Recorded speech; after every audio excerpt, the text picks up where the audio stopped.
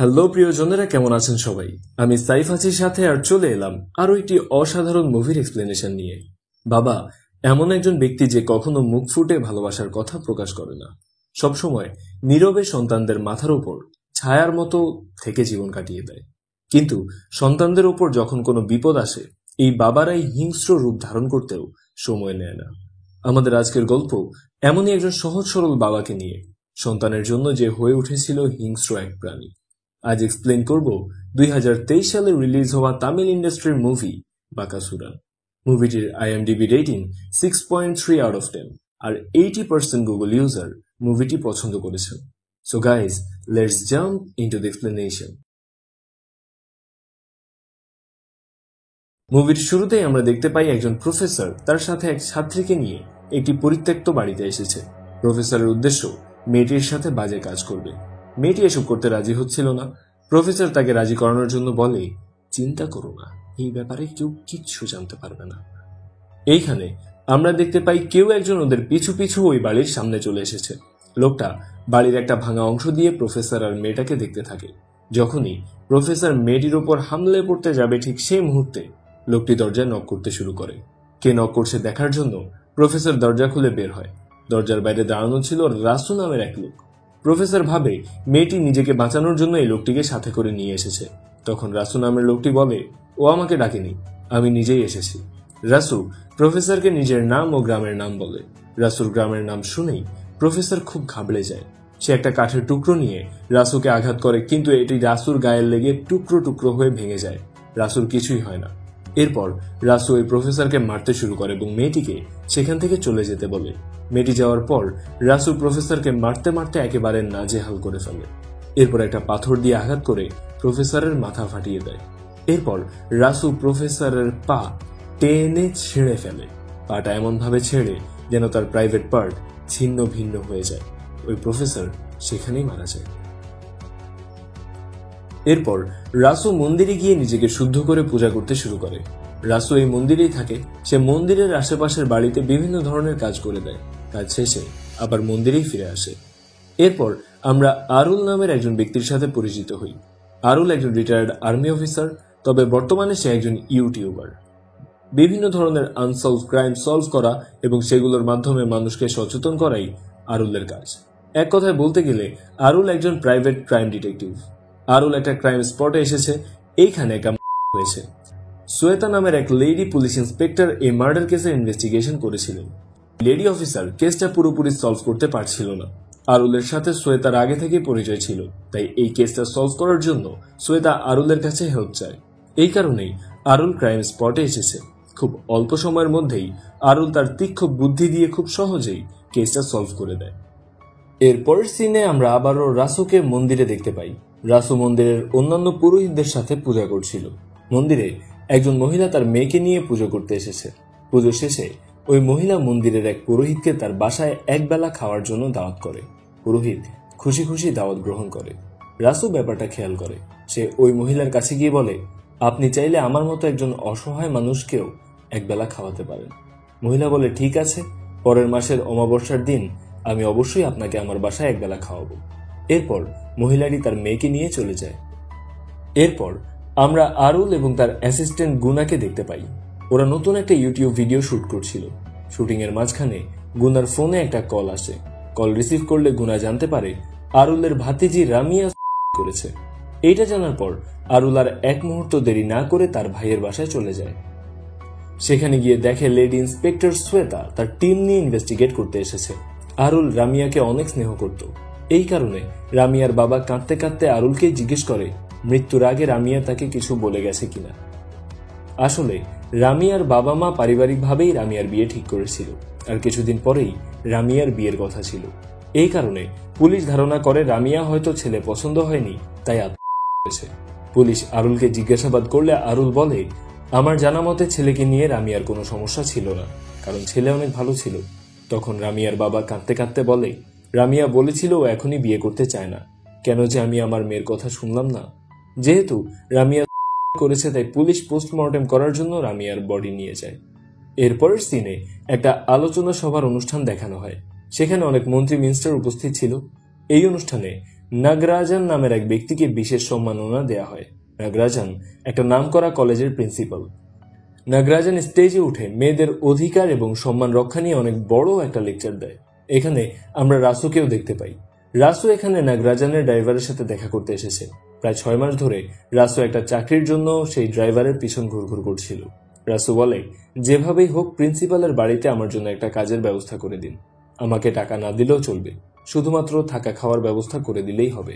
Driver বলে, তুমি এতদিন ধরে কাজের জন্য ঘুরছো, ঠিক আছে, কাল আমার বাসায় এসো, দেখি কোনো ব্যবস্থা করা যায় কিনা। অন্যদিকে রামিয়ার বাবা আরুলের কাছে এসে বলে, রামিয়ার পোস্টমর্টেমের পর কনফার্ম করেছে পুলিশ আর কেস ক্লোজ করে দিয়েছে। ইনভেস্টিগেশনের পর ওরা রামিয়ার ইউজ করা ফোনটা ফেরত দিয়েছে। ফোনটা ওপেন হচ্ছিল না, তাই রামিয়ার বাবা ফোনটা আরুলকে দিয়ে বলে, পারলে ফোনটা একটু ঠিক করে দিও, তাহলে আমার ছোট মেয়েটা ফোন ইউজ করতে পারবে। আরুল ফোনটা ঠিক করে দিতে চায়। রামিয়ার বাবা রামিয়ার কথা মনে করে কান্নাকাটি করতে শুরু করে।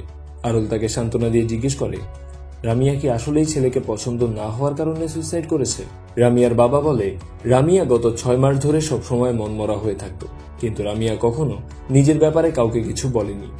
রামিয়া বিভিন্ন সময় বাসায় টাকা দিয়ে হেল্প করত, কিন্তু সে কি কাজ করত আর কত টাকা ইনকাম করত কিছুই জানি না আমরা।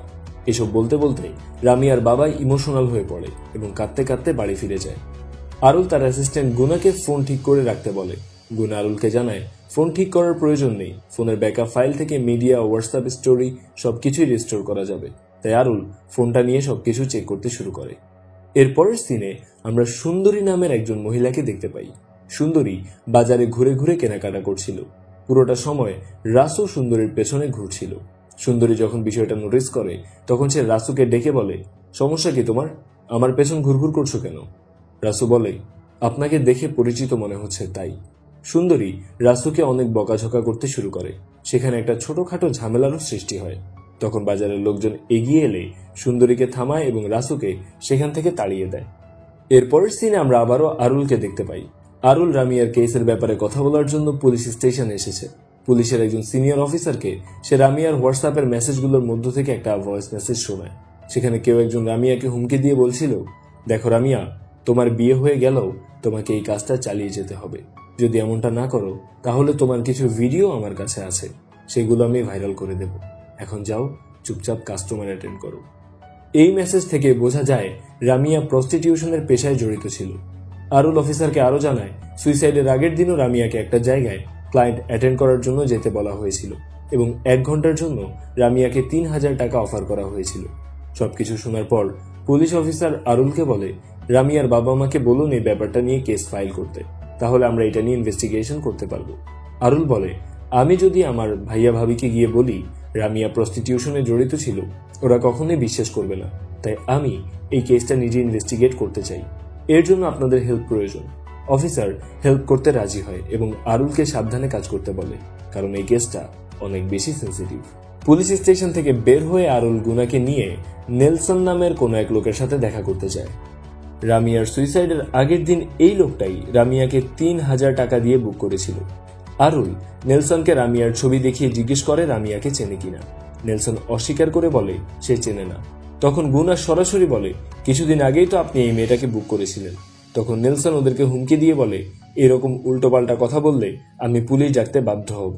আরুল এতক্ষণ ভালোভাবে কথা বলার চেষ্টা করছিল, কিন্তু নেলসন সোজাসুজি সত্য না বলায় আরুল রেগে গিয়ে বলে, মেয়েটা 2 দিন আগে সুইসাইড করেছে। আপনি পুলিশ ডাকতে চাচ্ছেন তো? ঠিক আছে, ডাকুন, যা করার পুলিশ এসেই করবে। এইবার নেলসন অনেক ঘাবড়ে যায় এবং সত্যি বলতে রাজি হয়। নেলসন জানায় একটা ডেটিং সাইটের মাধ্যমে সে অনেকগুলো মেয়ের নাম্বার পেয়েছিল। সেখান থেকে 3000 টাকার বিনিময়ে রামিয়াকে বুক করেছিল, কিন্তু পেমেন্ট করার পর নেলসনকে জানানো হয় রামিয়া ব্যস্ত আছে। রামিয়ার পরিবর্তে নেলসনের কাছে অন্য একটা মেয়েকে পাঠানো হয়। সবকিছু শোনার পর আরুল বলে, যেই ব্রোকারের মাধ্যমে এসকর্ট বুক করেছিলেন তাকে আবার কল করুন আর বলুন তোমার একটা মেয়ে বন্ধুর প্রয়োজন। নেলসন আরুলের কথা মতো ব্রোকারকে কল করে এসকর্ট করে। এরপরের সিনে আমরা রাসুকে আবারও দেখতে পাই। প্রিন্সিপালের ড্রাইভার রাসুকে তার বাড়িতে যেতে বলেছিল। এই কারণে রাসু পরের দিন সকাল সকাল ড্রাইভারের বাড়িতে চলে যায়। ড্রাইভার রাসুকে কিছু কাজ করতে দিয়ে বলে, এই কাজগুলো যদি ঠিকভাবে করতে পারো তাহলে আমার বসের কাছে তোমার চাকরির জন্য সুপারিশ করব। রাসুকে সব কাজ বুঝিয়ে দিয়ে ড্রাইভার বাজারে চলে যায়। রাসু চাকরির আশায় মন দিয়ে কাজগুলো করতে শুরু করে। ঘর পরিষ্কার করার সময় রাসু খেয়াল করে ড্রাইভারের মেয়ে কারোর সাথে ফোনে কথা বলছে। মেয়েটার কথা শুনে রাসুর মনে হয় কেউ একজন ফোনে মেয়েটিকে ব্ল্যাকমেইল করার চেষ্টা করছে। রাসু ভালোভাবে কথাগুলো শোনার চেষ্টা করছিল, কিন্তু তার আগেই ড্রাইভার বাড়িতে ফিরে আসে এবং রাসুকে ডাকতে শুরু করে। ড্রাইভার রাসুর কাজের অনেক প্রশংসা করে। সেই সময় রাসু একটু ভয়ে ভয়ে ড্রাইভারকে বলে, আমার মনে হচ্ছে কেউ আপনার মেয়েকে ফোনে হুমকি দিচ্ছে। আপনি আপনার মেয়ের সাথে কথা বলে বিষয়টা জেনে নিলে ভালো হবে। ড্রাইভার সাথে সাথে তার মেয়েকে ডেকে অনেক রাগান্বিত হয়ে জিজ্ঞেস করে বলে, বল কার সাথে কথা বলছিলি তুই? কে তোকে হুমকি দিচ্ছে? তখন রাসু ড্রাইভারকে থামিয়ে দিয়ে বলে, এইভাবে রাগারাগি না করে শান্তভাবে জিজ্ঞেস করুন, কি হয়েছে জানুন। এরপর রাসু নিজেই মেয়েটিকে বলে, তুমি যদি বাইরের মানুষকে ভরসা করে নিজের প্রবলেম শেয়ার করো, তারা তো তোমার সুযোগ নেওয়ার চেষ্টা করবেই। তাই তুমি কোনো প্রবলেমে থাকলে তোমার বাবা মাকে জানাও, তারা অবশ্যই তোমার প্রবলেম সলভ করে দেবে। তখন মেয়েটি বলে, আমি যে অফিসে কাজ করি সেখানে অফিস টাইমে ফোন ইউজ করা নিষেধ, তাই আমরা অফিসে ইমেল আর হোয়াটসঅ্যাপের মাধ্যমে চ্যাট করি। আমাদের টিম লিডার আমার আর আমার ফ্রেন্ডের কিছু পার্সোনাল কনভারসেশন রেকর্ড করে নিয়েছে, আর এখন সে ব্ল্যাকমেল করছে যে তার কথা না শুনলে এইসব কনভারসেশন সবাইকে দেখাবে। ড্রাইভার রেগে গিয়ে বলে, তুমি কি এমন পার্সোনাল চ্যাটিং করেছিলে যে তোমাকে ব্ল্যাকমেল করছে? রাসু ড্রাইভারকে শান্ত হয়ে বলে, এই বয়সে ছেলেমেয়েরা এরকম একটু আধটু ভুল করে, রাগারাগি না করে আমাদের উচিত ওই লোকটার বিরুদ্ধে ব্যবস্থা নেওয়া। আমি যেভাবে বলছি আপনি সেইভাবে করুন। রাসু প্ল্যান করে মেয়েটির অফিসের টিম লিডারকে সে একটা নিরিবিলি জায়গায় ডেকে নিয়ে আসবে, আর সে সেটাই করে। সেখানে রাসু ড্রাইভার আর তার মেয়ের সামনে লোকটিকে অনেক মারধর করে এবং ভিডিও ডিলিট করে দিতে বলে। এক পর্যায়ে ড্রাইভার রাসুকে বলে, ব্যাপারটা বাড়াবাড়ি হয়ে গেলে আমার মেয়ের বদনাম হবে, তাই তুমি বরং ওকে ছেড়ে দাও। তাই রাসু লোকটিকে ছেড়ে দেয়। ড্রাইভার রাসুর প্রতি কৃতজ্ঞতা জানিয়ে বলে, তোমার উপকারের কথা আমি ভুলবো না, 10-12 দিন পর এসো, আমি আমার স্যারের সাথে তোমার চাকরির ব্যাপারে কথা বলবো। অন্যদিকে নেলসন ব্রোকারকে কল করে এসকর্ট বুক করার পর আরুল, গুনা এবং ইন্সপেক্টর সোয়েতা ওই ব্রোকারকে ধরতে যায়। ব্রোকার যেন তাদের উদ্দেশ্য বুঝতে না পারে, তাই আরুল এবং সোয়েতা গাড়ির ভেতর লুকিয়ে থাকে আর গুনাকে কাস্টমার সাজিয়ে ব্রোকারের কাছে পাঠায়। এই ব্রোকার আসলে পেশায় একজন টেইলার্স। এই পেশার আড়ালে সে মেয়েদেরকে দিয়ে প্রস্টিটিউশনের কাজ করে, যেন বাইরের কেউ তাদের এই নোংরা কাজকর্মের ব্যাপারে বুঝতে না পারে। তাই এসকর্ট মেয়েগুলো তার দোকানেই কর্মচারী হিসেবে কাজ করে। গুনা সেখানে যাওয়ার পর ব্রোকার তাকে একটা মেয়ে সিলেক্ট করতে বলে। গুনা মেয়ে সিলেক্ট করলে ওদেরকে একটা গোপন রুমে নিয়ে যাওয়া হয়। প্রমাণ জোগাড় করার জন্য গুনা ফোনের ক্যামেরা অন করে সবকিছু রেকর্ড করে নেয়। প্রমাণ জোগাড় হয়ে গেলে সোয়েতা ওই ব্রোকার এবং সেখানকার সব মেয়েকে অ্যারেস্ট করে থানায় নিয়ে যায়।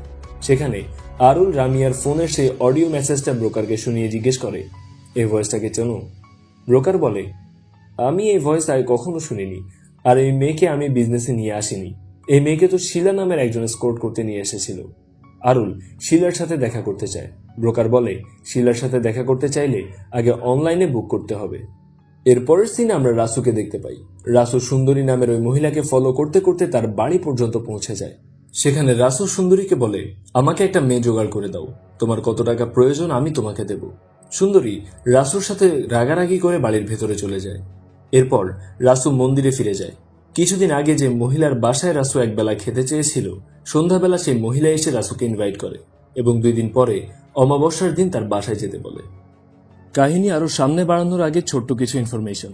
মোস্ট প্লেতে আপনারা আইপিএল এর সকল ম্যাচ লাইভ দেখতে পারবেন এবং গেমের রেজাল্ট প্রেডিক্ট করে প্রাইজও জিততে পারবেন। মোস্ট প্লেতে সাইন আপ করলে পাচ্ছেন 1000 ক্রিকেট প্রেডিকশন বোনাস একদম বিনামূল্যে। এছাড়াও আপনি এতে ফ্যান্টাসি ক্রিকেট খেলতে পারবেন এবং জিততে পারবেন রিয়েল ক্যাশ।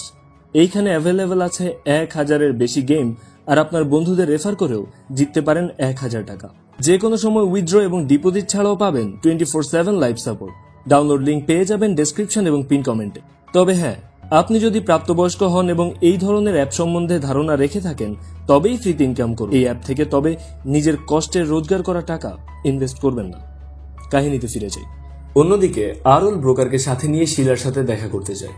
আরুল শিলার কাছে রামিয়ার ব্যাপারে জানতে চায়, আর শিলা বলে রামিয়া কলেজে পড়ার সময় কলেজের পাশের এক দোকানে নোটস ফটোকপি করতে গিয়েছিল। ওই দোকানের কর্মচারীর সাথে রামিয়ার পরিচয় হয়। ধীরে ধীরে ওদের মধ্যে ঘনিষ্ঠতা তৈরি হয়। রামিয়া ছেলেটাকে অনেক ভালোবেসে ফেলে, আর ছেলেটা রামিয়া এই ভালোবাসার সুযোগ নিতে শুরু করে। প্রথমে ছেলেটা ইমোশনাল কথাবার্তা বলে রামিয়াকে ভিডিও কলে জামা কাপড় খুলতে বাধ্য করে। এর কিছুদিন পর ছেলেটা রামিয়াকে বলে, এইভাবে কতদিন মানুষের দোকানে কাজ করব, আমি নিজের জন্য একটা দোকানের বিজনেস শুরু করতে চাই। এর জন্য আমার অনেক টাকার প্রয়োজন, আর একমাত্র তুমি আমার টাকার ব্যবস্থা করে দিতে পারবে। তুমি সেদিন ভিডিও কলে যেভাবে জামা কাপড় খুলেছিলে, একইভাবে তুমি যদি মুখ ঢেকে অপরিচিত লোকদের সামনে ভিডিও কলে নুড হও, তাহলে আমি মাসে 1 লাখ টাকার বেশি ইনকাম করতে পারবো। So disgusting.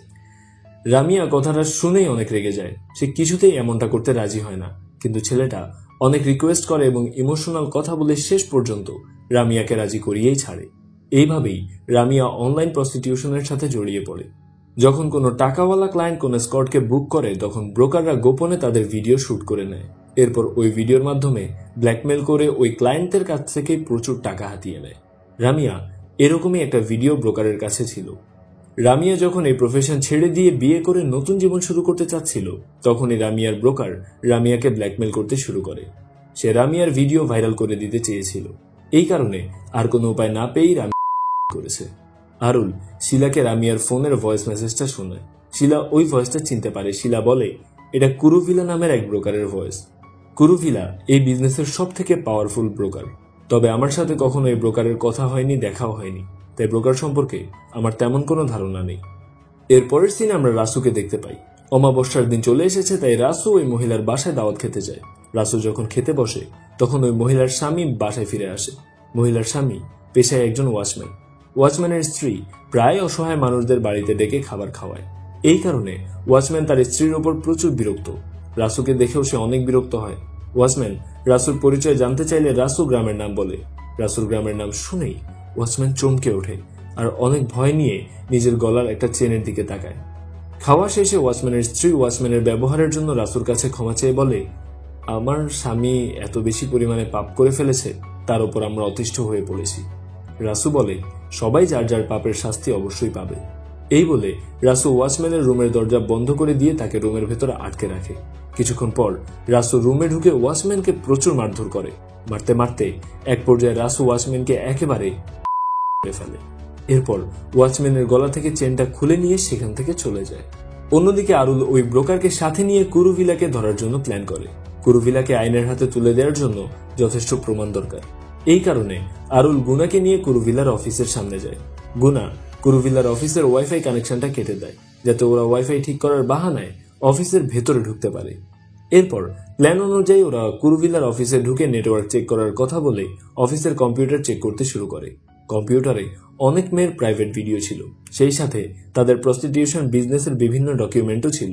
প্রমাণগুলো কালেক্ট করার জন্য আরুল কম্পিউটারের হার্ড ডিস্কটা খুলে নেয়, কিন্তু অফিসের লোকজন হার্ড ডিস্ক নেওয়ার সময় আরুলকে দেখে ফেলে, তাই ওরা আরুলের ওপর অ্যাটাক করে। এইখানে আরুলের সাথে কুরুভিলার লোকদের অনেক মারামারি হয়। এক পর্যায়ে আরুল সবাইকে মেরে তাদের হার্ড ডিস্ক নিয়ে পালিয়ে যায়। এরপর আমরা রাসুকে আবারও দেখতে পাই। রাসু একটা গার্লস হোস্টেলের ভেতরে ঢুকে পড়েছে। আসলে ওই সুন্দরী নামের মহিলাটি এই গার্লস হোস্টেলের ওয়ার্ডেন, আর রাসু সুন্দরীকে ফলো করতে করতেই গার্লস হোস্টেলে চলে এসেছে। সুন্দরী রাসুকে দেখে আবারও রাগারাগি করতে শুরু করে। তখন রাসু অনেকগুলো টাকা বের করে সুন্দরীকে দিয়ে বলে, এত করে রিকোয়েস্ট করছি, একটা মেয়ের ব্যবস্থা করে দিন না। এতগুলো টাকা দেখে সুন্দরী আর লোভ সামলাতে পারে না। সে রাসুকে একটা মেয়ে জোগাড় করে দিতে রাজি হয়ে যায়। সুন্দরী বলে, কাল আমার বাসায় চলে এসো, আমি সেখানে ব্যবস্থা করে রাখবো। পরের দিন সকালে রাসু সুন্দরীর বাড়িতে গিয়ে উপস্থিত হয়। সুন্দরী তার হোস্টেল থেকেই একটা মেয়েকে নিয়ে এসেছে রাসুর জন্য। সুন্দরী মেয়েটাকে রাসুর সাথে রেখে বাইরে চলে যায়। কিছুক্ষণ পরেই মেয়েটি বাসা থেকে বেরিয়ে এসে সুন্দরীকে বলে, এই লোকটা অনেক অদ্ভুত কথাবার্তা বলছে, আপনি নিজেই ভিতরে গিয়ে লোকটার সাথে কথা বলুন। সুন্দরী ভেতরে গিয়ে রাসুকে জিজ্ঞেস করে, কি সমস্যা আপনার? রাসু বলে, এই মেয়েটা আমার সাথে অ্যাডজাস্ট করতে পারছে না, তাই মেয়েটার বদলে তুমি আমার ডিমান্ড পূরণ করো। সুন্দরী যেহেতু রাসুর কাছ থেকে অনেকগুলো টাকা নিয়েছে, তাই টাকাগুলো হাতছাড়া করার ভয়ে সে রাসুর প্রস্তাবে রাজি হয়।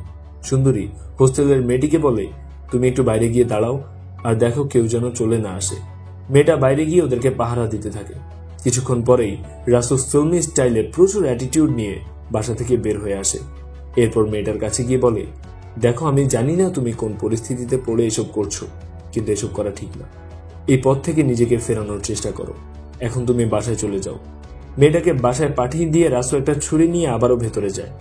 এইখানে আমরা দেখতে পাই রাসু সুন্দরীকে সিলিং এর সাথে উল্টো করে ঝুলিয়ে রেখেছে। সুন্দরী রাসুর কাছে জানতে চায় সে কেন তার উপর এত টর্চার করছে, কি চায় সে। রাসু বলে, যেমন কর্ম করবে তেমন ফল পেতেই হবে। এরপর রাসু খুব নৃশংসভাবে সুন্দরীকে। অন্যদিকে আরুল পুলিশের সিনিয়র অফিসারের সাথে দেখা করে কুরুভিলার অফিস থেকে নিয়ে আসা হার্ড ডিস্কটার ব্যাপারে জানায়। অফিসার আরুলের কাছ থেকে হার্ড ডিস্কটা চাইলে আরুল বলে, আগে আপনি ওদের বিরুদ্ধে এফআইআর ফাইল করুন। অফিসার বলে, কোনো প্রমাণ ছাড়া তো এফআইআর ফাইল করা সম্ভব না। তুমি বরং রামিয়ার বাবা মার সাথে কথা বলে দেখো, তারা যদি এফআইআর করতে রাজি হয় তাহলে আমরা কুরুভিলার বিরুদ্ধে অ্যাকশন নিতে পারবো। অফিসারের কথা মতো আরুল তার ভাইয়ের কাছে যায়। ইচ্ছে না থাকা সত্ত্বেও আরুল রামিয়ার বাবা মাকে জানায় যে রামিয়া প্রস্টিটিউশনের সাথে জড়িয়ে পড়েছিল, আর এইসবের কারণেই তাকে আত্মহত্যার পথ বেছে নিতে হয়েছে। সত্যিটা জানার পর রামিয়ার বাবা মা স্বাভাবিকভাবেই অনেক ভেঙে পড়ে। আরুল তাদেরকে বলে, রামিয়া করেনি, তাকে সুইসাইড করতে বাধ্য করা হয়েছে। রামিয়ার মৃত্যুটা একটা মার্ডার, তাই অপরাধীদেরকে তাদের প্রাপ্য শাস্তি দিতে হবে যাতে আর কোনো মেয়ে এইসব কাজে জড়িয়ে না পড়ে। আপনারা যদি থানায় এফআইআর করেন তাহলেই ওদের বিরুদ্ধে অ্যাকশন নেওয়া সম্ভব হবে। রামিয়ার বাবা এফআইআর করতে রাজি হয়, কিন্তু রামিয়ার মা রাজি হয় না, কারণ সত্যিটা জানাজানি হয়ে গেলে সমাজের মানুষ রামিয়াকে নিয়ে নানা আজে বাজে কথা বলবে। আরুল বুঝতে পারছিল যে রামিয়ার বাবা মায়ের মনের অবস্থা ভালো না, তাই তাদেরকে জোর না করে সেখান থেকে চলে আসে। কিন্তু আরুল এত সহজে হালও ছাড়তে রাজি না। যেভাবেই হোক সেই নোংরা বিজনেসের গোপন সত্যিগুলো সবার সামনে নিয়ে আসবে, কিন্তু কিভাবে করবে তা অবশ্য বুঝতে পারছিল না। আরুলের মনে হয় কোথাও না কোথাও অবশ্যই রামিয়ার মতো আরো কোনো ভিকটিম আছে, আরো কোনো পরিবার হয়তো তাদের মেয়েকে হারিয়ে কষ্ট পাচ্ছে। এইরকম কোনো পরিবারকে খুঁজে পেলে আরুল তাদের মাধ্যমে এই জঘন্য কাজের সাথে জড়িত লোকগুলোকে শাস্তি দিতে পারবে। তাই সে বিভিন্ন নিউজ পোর্টাল এবং সোশ্যাল মিডিয়া ঘেটে ঘেটে এরকম একটা ভিকটিম পরিবারের খোঁজ করতে শুরু করে। অনেক খোঁজাখুঁজির পর আরুল এইরকম একটা ভিকটিমের সন্ধান পায়। নিউজে একটা মেয়ে আর তার বাবার ছবি ছিল। এই মেয়েটিও রামিসার মতোই সুইসাইড করেছে। এইখানে আমরা মেয়েটির পাশে রাসুর ছবি দেখতে পাই, অর্থাৎ রাসু ওই মেয়েটির বাবা। এই নিউজটা দেখার সাথে সাথে আরুল রাসুর সাথে দেখা করার জন্য রাসুর গ্রামের উদ্দেশ্যে রওনা হয়। অন্যদিকে রাসু নাগারাজানের ড্রাইভারের সাথে দেখা করতে গেলে ড্রাইভার বলে, আমার বসের বাড়িতে তোমার চাকরি হয়ে গেছে। বসের ফার্ম হাউসে যে মালি ছিল সে গ্রামে চলে গেছে, তার জায়গায় তুমি এখন মালির কাজ করবে। ড্রাইভার রাসুকে দ্রুত তার বসের ফার্ম হাউসে যেতে বলে। রাসুও সময় নষ্ট না করেই বাসে উঠে পড়ে। এইখানে আমরা দেখতে পাই রাসু এবং আরুল একই বাসে উঠেছে, এমনকি তারা পাশাপাশি সিটেই বসেছে। কিন্তু আরুল রাসুকে চিনতে পারে না। আরুল আগেই রাসুর বাস থেকে নেমে যায়। সে সরাসরি নাগরাজানের ফার্ম হাউসে গিয়ে কাজে জয়েন করে। কিছুক্ষণ পর আরুলও রাসুর গ্রামে পৌঁছে যায়। ওই গ্রামে আরুলের একজন সাবস্ক্রাইবার ছিল। আরুল যেহেতু গ্রামের কিছুই চেনে না, তাই ওই সাবস্ক্রাইবার আরুলকে সাহায্য করে। ছেলেটা আরুলকে রাসুর বাড়িতে নিয়ে যায়। বাড়িতে শুধুমাত্র রাসুর বাবা ছিল। আরুল রাসুর বাবাকে রাসুর ব্যাপারে জিজ্ঞেস করলে রাসুর বাবা বলে, আমি আমার ছেলেকে শেষবার দেখেছি প্রায় 7 মাস আগে। মেয়ের মৃত্যুর পর ন্যায় বিচারের বদলে পুলিশের হয়রানি সহ্য করতে না পেরে সে গ্রাম ছেড়ে চলে গেছে। এখন মন্দিরে মন্দিরে ঘুরে বেড়ায়। এরপর আরুল তাকে রাসুর মেয়ের ব্যাপারে জিজ্ঞেস করে। রাসুর বাবা আরুলকে সবকিছু জানায়। এইখানে ফ্ল্যাশব্যাকে দেখানো হয় রাসু আগে মঞ্চ নাটকে কাজ করত। এই কারণে গ্রামে রাসুর বেশ জনপ্রিয়তা ছিল। রাসুর পরিবারের কেউই খুব একটা শিক্ষিত ছিল না। একমাত্র রাসুর মেয়ে দিভিয়া ছিল পরিবারের প্রথম গ্র্যাজুয়েট। দিভিয়া অনেক ভালো মার্কস নিয়ে গ্র্যাজুয়েশন কমপ্লিট করেছিল। দিভিয়ার রেজাল্টে গ্রামের সবাই আনন্দিত হয়েছিল। ওই দিন রাসুর বাবা দিভিয়াকে একটা গোল্ডের চেইন গিফট করে। বেশ আনন্দে দিন কাটতে থাকে তাদের। কিছুদিন পর রাসু দিভিয়ার বিয়ের জন্য পাত্র দেখতে শুরু করে দেয়, কিন্তু দিভিয়া বিয়ে করতে রাজি হয় না। সে আগে শহরে গিয়ে হায়ার স্টাডি কমপ্লিট করতে চায়। এই ব্যাপারে রাসুকে বুঝিয়ে বললে রাসুও রাজি হয়ে যায়। রাসু এবং তার বাবা বিভিন্ন জায়গা থেকে টাকা ম্যানেজ করে দিভিয়াকে একটা ভালো কলেজে অ্যাডমিশন করিয়ে দেয়। সেই সাথে কলেজের গার্লস হোস্টেলে থাকারও ব্যবস্থা করে। দিভিয়া সপ্তাহে 5 দিন হোটেলে থাকতো আর বাকি 2 দিন বাড়িতে থাকতো। 1-1.5 বছর সবকিছু ভালোভাবেই কেটে যায়। এরপর একদিন দিভিয়ার এক বন্ধু দিভিয়ার বাড়িতে বেড়াতে আসে। দিভিয়া তার বাবা এবং দাদুর সাথে ছেলেটার পরিচয় করিয়ে দেয়। ছেলেটার নাম কাসির। দিভিয়া এবং কাথির একে অপরকে ভালোবাসে। ব্যাপারটা রাসু বুঝতে পারলে সে সরাসরি দিভিয়াকে জিজ্ঞেস করে তাদের মধ্যে কোনো সম্পর্ক আছে কিনা। দিভিয়া বলে, কাথির আমাকে পছন্দ করে, বিয়েও করতে চায়, কিন্তু আমি তোমার অনুমতি ছাড়া কিছুই করব না। তুমি যা ডিসিশন নেবে আমি সেটাই মেনে নেব। রাসু বলে, এখন তুমি মন দিয়ে পড়াশোনা করো মা। পড়াশোনা কমপ্লিট হওয়ার পরে যদি তোমাদের মধ্যে সম্পর্ক থাকে তাহলে আমি কাথিরের বাবা মায়ের সাথে কথা বলে তোমাদের বিয়ের ব্যবস্থা করব। কিছুদিন পরেই তাদের সুখী পরিবারের উপর দিয়ে বড় ধরনের একটা বিপদ চলে আসে। একদিন দিভিয়া হোস্টেল থেকে বাড়িতে ফিরে কান্না করতে শুরু করে। সে বারবার বলতে থাকে, আমি অনেক বড় ভুল করে ফেলেছি, আমি আর বাঁচতে চাই না। রাসু দিব্যাকে শান্ত করে জানতে চায় কি হয়েছে। তখন দিব্যা কাঁদতে কাঁদতে জানায় কিছুদিন আগে তার জন্মদিন ছিল, সেই কারণে কাথির তার জন্য একটা কেক নিয়ে হোস্টেলের সামনে এসেছিল। ওয়াচম্যান যেন বাধা না দেয় এই কারণে কাথির টাকা দিয়ে ওয়াচম্যানকে ম্যানেজ করে নিয়েছিল। কেকটা কাটা শেষে কাথির একটু দিব্যার কাছাকাছি আসার চেষ্টা করে। ওয়াচম্যান লুকিয়ে লুকিয়ে সেটা ভিডিও করে নেয়। এটা ছিল সেই ওয়াচম্যান যাকে রাসু গলা থেকে চেইন খুলে নিয়ে ছিল। তো পরের দিন ওয়াচম্যান দিব্যাকে ডেকে ওই ভিডিওটা দেখিয়ে ব্ল্যাকমেল করতে শুরু করে। ওয়াচম্যান দিব্যাকে ভয় দেখায় কাউকে কিছু বললে ভিডিওটা তার বাবাকে দেখিয়ে দেবে। এরপর ওয়াচম্যান দিব্যাকে বাজেভাবে স্পর্শ করতে শুরু করে এবং দিব্যার গলার থেকে চেইনটা খুলে নেয়। দিব্যা বুঝতে পারছিল না তার সাথে কি ঘটে চলেছে এসব। সে ওয়াচম্যানকে কিছুই না বলে সেখান থেকে চলে যায়। কিন্তু ওয়াচম্যান শুধু চেইন নিয়েই সন্তুষ্ট হয় না, সে হোস্টেলের ওয়ার্ডেনকে সবকিছু জানিয়ে দেয়। আর এই ওয়ার্ডেনও অপরিচিত কেউ নয়, রাসু সুন্দরী নামের যে মহিলাকে উল্টো করে ঝুলিয়ে হচ্ছে এটা সেই মহিলা। যাই হোক, হোস্টেলের ওয়ার্ডেন দিব্যাকে ডেকে জিজ্ঞেস করে ওয়াচম্যানের সাথে কি হয়েছিল। দিব্যা বলে কিছুই হয়নি। সুন্দরী দিব্যাকে ফোর্স করে বলে আমি তোমার বোনের মতো, আমার সাথে শেয়ার করতে পারো। ওয়াচম্যান তোমার সাথে কোনো খারাপ আচরণ করে থাকলে আমাকে বলো, আমি ওর বিরুদ্ধে ব্যবস্থা নিব। দিব্যা ভিডিও ভাইরাল হওয়ার ভয়ে বারবার বলে কিছুই হয়নি, ওয়াচম্যান আমার সাথে কোনো খারাপ আচরণ করেনি। এবার সুন্দরী তার আসল রূপ দেখিয়ে দেয়। সুন্দরী বলে খুব ভালো, এখন যেমন মুখ বন্ধ করে আছো এইভাবে সবসময় মুখ বন্ধ করে রাখবে। এবার সুন্দরীও দিব্যাকে ব্ল্যাকমেল করতে শুরু করে। সুন্দরী কলেজের এক প্রফেসরের কাছে দিব্যাকে রেখে রুম লক করে চলে যায়। এইটা সেই প্রফেসর যাকে মুভির শুরুতেই রাসু ছিল। ওই প্রফেসর বন্ধ রুমে দিব্যার সাথে খারাপ কাজ করার চেষ্টা করে। দিব্যা এসব করতে রাজি না হলে সুন্দরী রুমের ভেতরে এসে বলে তুমি কেন বাধা দিচ্ছ, এইসব তো নর্মাল, তোমার মতো অসংখ্য মেয়ে আমার সাথে কমিটেড, ওরা সবাই এসব নর্মালি রেগুলারই করছে, তোমাকে এখন থেকে এসব করতে হবে। যদি তুমি আমার কথা মতো না চলো তাহলে তোমার ভিডিও তোমার বাবার কাছে পাঠিয়ে দেব। দিব্যা এসব আর সহ্য করতে না পেরে বাড়িতে চলে আসে। সবকিছু শোনার পর রাসু একেবারে স্তব্ধ হয়ে যায়। দিব্যা কাঁদতে কাঁদতে বলে আমার সামান্য একটা ভুলের জন্য আমি এত বড় বিপদে পড়ে গেলাম, তুমি আমাকে মেরে ফেলো বাবা, আমি আর বাঁচতে চাই না। রাসু দিব্যাকে সান্ত্বনা দেয়, কিন্তু ভেতরে ভেতরে রাসু প্রচুর ভেঙে পড়েছিল। সে খাওয়া দাওয়া কাজকর্ম বাদ দিয়ে দিয়েছিল।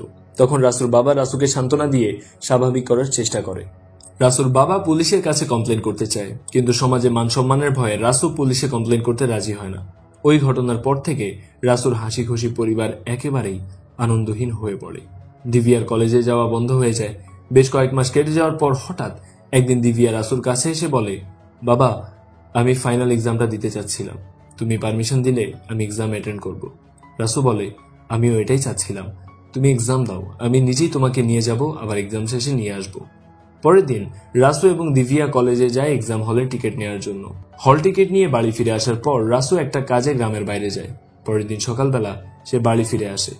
ওই দিন দিব্যার এক্সাম ছিল, কিন্তু দিব্যা তখনও ঘুম থেকে ওঠেনি। তাই রাসু দিব্যার ঘুম ভাঙানোর জন্য দিব্যার রুমে যায়। রুমে গিয়ে দেখে তার আদরের একমাত্র মেয়ে দিব্যা হত্যা করেছে। একদিনের মধ্যে এমন কি ঘটে গেল যার কারণে দিব্যা এমন একটা সিদ্ধান্ত নিল কেউ বুঝতে পারছিল না। মেয়েকে হারিয়ে রাসুর প্রচুর কান্নাকাটি করতেছিল। সিন প্রেজেন্টে চলে আসে। সবকিছু শোনার পর আরুলের চোখ দিয়ে পানি ঝরতে শুরু করে। আরুল রাসুর বাবাকে বলে এত কিছু ঘটে গেছে, আপনারা পুলিশের কাছে যাননি কেন? রাসুর বাবা জানায় তারা পুলিশের কাছে গিয়েছিল, কিন্তু পুলিশ তাদের কেস নিতে রাজি হয়নি। একজন উকিল হায়ার করে ওরা হোস্টেলের ওয়ার্ডেন, ওয়াচম্যান আর ওই প্রফেসরের বিরুদ্ধে এফআইআর করে, কিন্তু ওরা প্রভাবশালী হওয়ায় পুলিশ ওদের বিরুদ্ধে কোনো অ্যাকশন নেয় না। এক পর্যায়ে উকিলও তাদের হয়ে লড়াই করা বন্ধ করে দেয়। কোথাও কোনো বিচার না পেয়ে রাসু বাড়ি ছেড়ে চলে যায়। সবকিছু বলার পর রাসুর বাবা আরুলের কাছে হাত জোড় করে বলে দয়া করে তুমি আমাদেরকে ন্যায় বিচার পাইয়ে দাও বাবা, আমার নাতনির সাথে যারা অন্যায় করেছে তাদের শাস্তির ব্যবস্থা করে দাও। আরুল বলে আমি আমার সাধ্যমতো চেষ্টা করব। এরপর আরুল ওই উকিলের সাথে দেখা করতে চায়। উকিল বলে দিব্যার কেসের ক্রিমিনালরা পাওয়ারফুল হওয়ায় আমরা ওদের বিরুদ্ধে তেমন কোনো অ্যাকশন নিতে পারিনি, আর এখন আমরা চাইলেও ওদেরকে ধরতে পারবো না, কারণ খুব নৃশংসভাবে ওদের 3 জনকে হত্যা করা হয়েছে। ওই 3 জনের সাথে আসলে কি ঘটেছিল সেটা জানার জন্য আরুল পুলিশ স্টেশনে যায়। পুলিশ ওই 3 জনের ডেড বডির ছবি আরুলকে দেখায়। পুলিশ জানে না কে ওই 3 জনকে হত্যা করেছে। বাড়ি ফিরে আরুল ভাবতে থাকে কেন ওদের 3 জনকে এত নৃশংসভাবে হত্যা করা হলো, আর কেই বা এইভাবে হত্যা করলো। অনেক চিন্তা ভাবনা করার পর আরুলের আর বুঝতে বাকি থাকে না যে ওদেরকে এত নৃশংসভাবে হত্যা করেছে যে সে রাসু ছাড়া আর কেউ নয়। কিন্তু দিভিয়ার সাথে আসলে কি ঘটেছিল, কেন সে সুইসাইড করলো, আর কেনই বা রাসু এইভাবে সবাইকে মেরে ফেললো, এসব প্রশ্ন আরুলের মাথায় ঘুরতে থাকে। আরুলের মনে হয় দিভিয়ার বয়ফ্রেন্ড কাথির হয়তো এই ব্যাপারে কিছু জানে, তাই সে পরের দিন কাথিরের সাথে দেখা করতে যায়। আরুল কাথিরকে বলে, আমার ধারণা ওদের তিনজনকে রাসুই হত্যা করেছে, আর আমার এটাও মনে হচ্ছে রাসুর নেক্সট টার্গেট তুমি।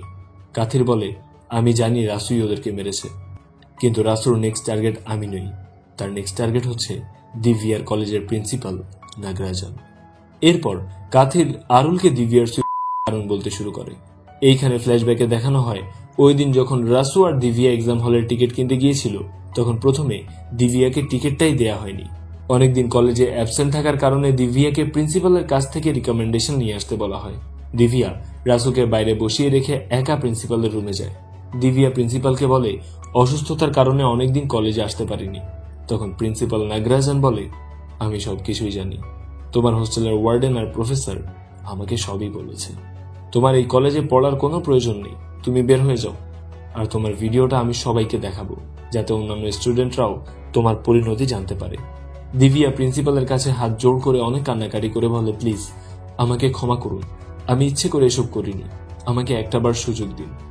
দিভিয়ার অসহায়ত্বের সুযোগ নিয়ে লম্পটটা বলে, তাহলে আমার প্রাইভেট রুমে চলো, আমাকে একটু খুশি করো, তাহলে একটা নয় দুটো হল টিকিট পেয়ে যাবে।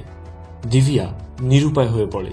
সে যদি হল টিকিট না নিয়ে কলেজ থেকে বের হয়ে যায়, তবুও প্রিন্সিপাল সবাইকে ভিডিওটা দেখাবে, আর প্রিন্সিপালের কথা মেনে নেওয়া ছাড়া দিভিয়ার কোনো উপায় ছিল না। তাই সে প্রিন্সিপালের প্রাইভেট রুমে যেতেই বাধ্য হয়। সেখানে প্রিন্সিপাল জোরপূর্বক করে দিভিয়াকে। নিজের লালসা চরিতার্থ করার পর প্রিন্সিপাল দিভিয়াকে বলে, এভাবেই চুপচাপ মেনে নেবে, আমি তোমাকে অনেক বড় বড় মানুষের কাছে নিয়ে যাব, তোমার জীবন বদলে যাবে, তুমি আমাকে খুশি করেছো, যাও, আমি তোমাকে দুটো হল টিকিট দিচ্ছি। ওই লম্পটের আসল রূপটা সবার সামনে নিয়ে আসার জন্য দিভিয়া গোপনে এই কথাগুলো ভিডিওতে রেকর্ড করে নেয়।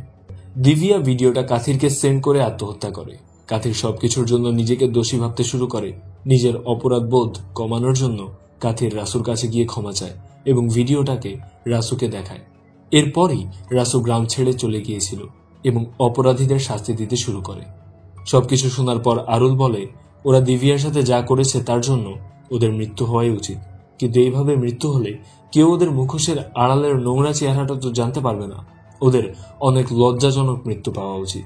আরুল ওই লম্পট প্রিন্সিপালের মুখোশটা উন্মোচন করার জন্য কাথিরের কাছ থেকে ভিডিওটা নেয়।